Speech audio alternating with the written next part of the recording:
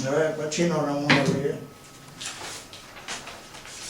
આ જ એક જ પ્રકાર બધા જુદા જુદા. આમાં તે આપણે 2-3 વસ્તુ કરી શકીએ.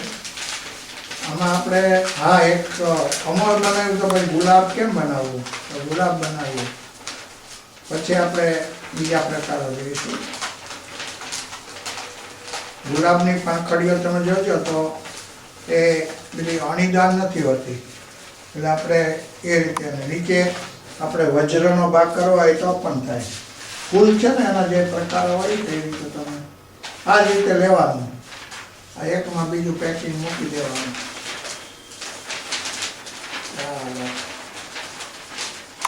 એટલે કેટલીક સ્કૂલોમાં ડેમોન્સ્ટ્રેશન થતા હોય છે, પણ એની પાછળનો સિદ્ધાંત છે કે છોકરાઓને આવડે, શીખવાડે, એની પાછળનું સાયન્સ છે, મેથેમેટિક્સ છે, જ્યોમેટ્રી જે ખાસ વપરાતી હોય કાગળના કામમાં, એ કોઈ શીખવાડતું નથી. એટલે એનું શું થાય છે, ટ્રાન્સફર ઓફ ટ્રેનિંગ ના થાય. શિક્ષણનું સંક્રમણ થવું જોઈએ. એક સબ્જેક્ટમાંથી બીજા સબ્જેક્ટમાં ટ્રાન્સફર ઓફ ટ્રેનિંગ થાય ને તો બહુ સારું. તો આપણે ગુલાબ બનાવીએ. સિદ્ધાંતમાં અડધો જ છે, થોડોક જ ફેરફાર છે. આપણે આમાં એમ કરીએ, જરા દાંડી છે ને, આ જે દાંડી છે એ થોડી નાની રાખીએ.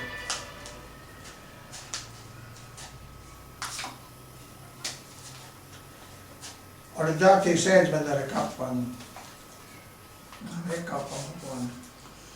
પછી હવે પહેલાની જેમ જ તે બીજી પ્રોસેસ પણ એમ જ છે.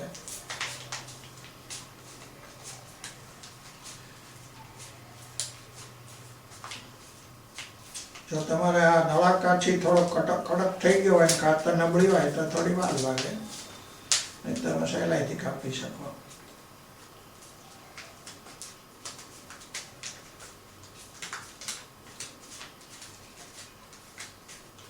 અમે તો બીએડના છોકરાઓને પહેલાં આવું બધું શીખવાડતા, પહેલાં અઠવાડિયું. એટલું ભણાય નહીં કરવાનું.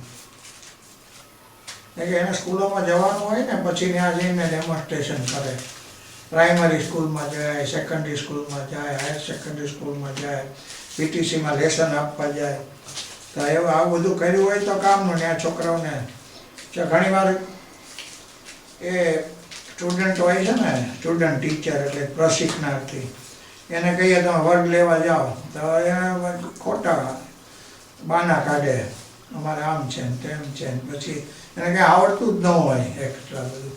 જો આવડતું હોય ને તો તે બધું બહુ કરી શકે ત્યાં. એટલે આવા એક્સ્ટ્રા પીરિયડ હોય છે સ્કૂલોમાં, ફ્રી પીરિયડ હોય છે.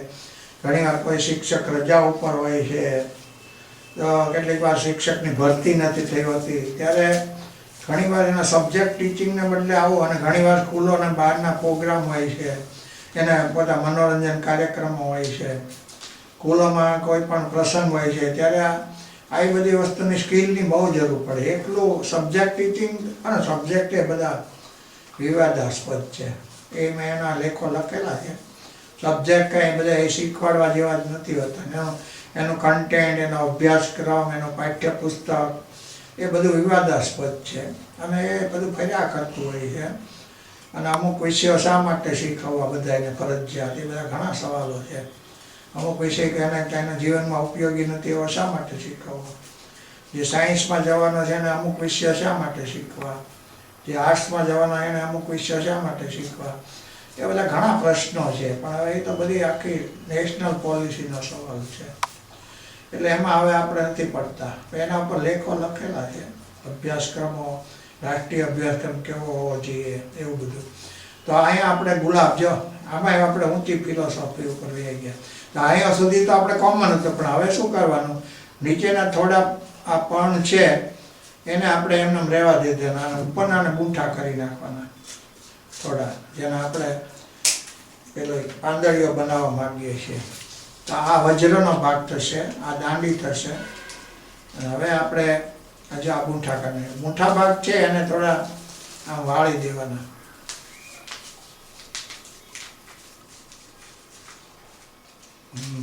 એટલે શું થાય, સરસ મજાને ગોઠવા. એટલે અહીંથી આપણે થોડી પ્રોસેસ અલગ લીધી, આ પ્રોસેસ અલગ લીધી. હવે તો પહેલાંની જેમ જ તે આપણે ખેંચીને પછી ગોઠવી દઈએ.